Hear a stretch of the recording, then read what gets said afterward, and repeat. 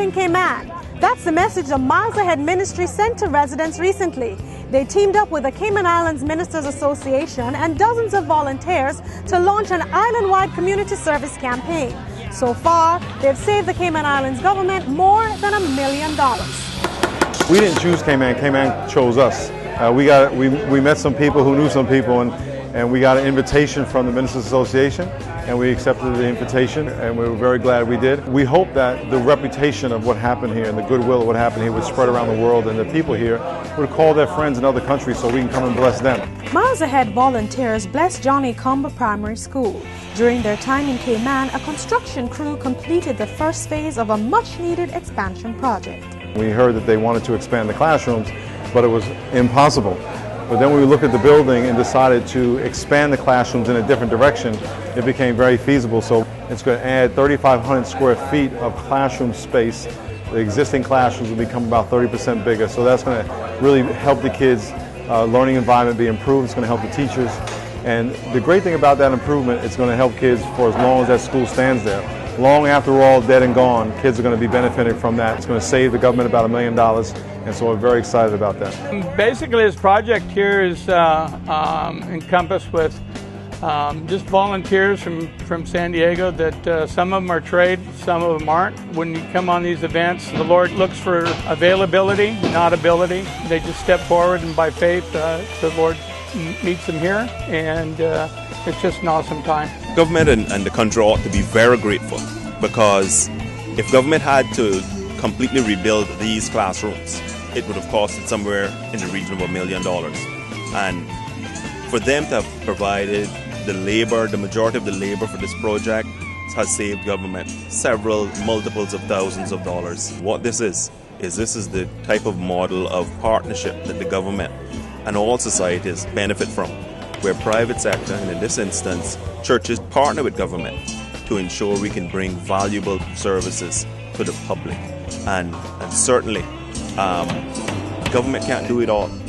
And we need more people, more participants in the community to step up for these important types of initiatives. This one is to benefit education and all of our children. About 40 years ago, architects designed the classrooms to accommodate 300 children. Since then, the student body grew to more than 500, and the number could increase when school starts in the fall. We're thinking in terms of forward planning that because of the downturn in the economy and the effect that it's having on Cayman, there may be a situation where children are now going to have to move out of private school classes and into public schools simply because their parents may not be able to as easily afford private schooling as they might be able to do now. Of course, that's an assumption, but we can't wait until September to see what happens. We have to assume that it's going to happen and prepare for it. If it doesn't, great. If it does, then we're ready. The project expands not only the rooms, but the learning that takes place within. What is really critical though is going to give us a significant increase in floor space, which means that the teachers have a lot more flexibility in terms of how they use the classroom. We do a lot more group work in teaching now, so it's not so much sit down in straight rows as used to be the case several years ago. But of course, to do group work you need space, you need to have that mobility. And this additional space is going to assist with that. While the work went on outside, children learned lessons about health and wellness on the inside. The Miles Ahead Do Something campaign is here to share the love of Jesus. And so what we're doing is we're bringing that through the medical field. We're sharing knowledge about the body and how fearfully and wonderful we're made. The children are allowed to hear their heartbeats for the very first time. We're speaking about diabetes, hypertension, as well as lifestyle choices. We really want these young children to make good lifestyle choices, to stay away from the gangs, to stay away from the violence. Simple things from washing your hands to being faithful to their wife. Phase 2 gets underway in June when school is out for the summer.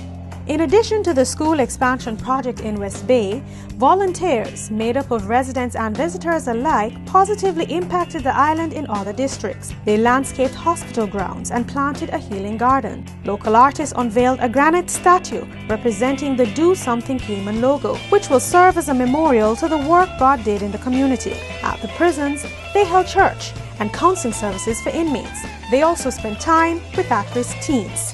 To end the campaign with a bang, a concert rocked Grand Harbor and an extreme sports show wowed the crowd. Our hope is that people to realize that once God does something in us, He wants to do something through us. And we've all been blessed by God and can be even more blessed by God. A part of that blessing is sharing it with other people. The end of the festival shouldn't mean the end of volunteerism. There are many ways in which we can all donate our time. Just look around you. Organize a park or community cleanup, or make some time to read with the elderly. For more information, visit the website on your screen. Do something!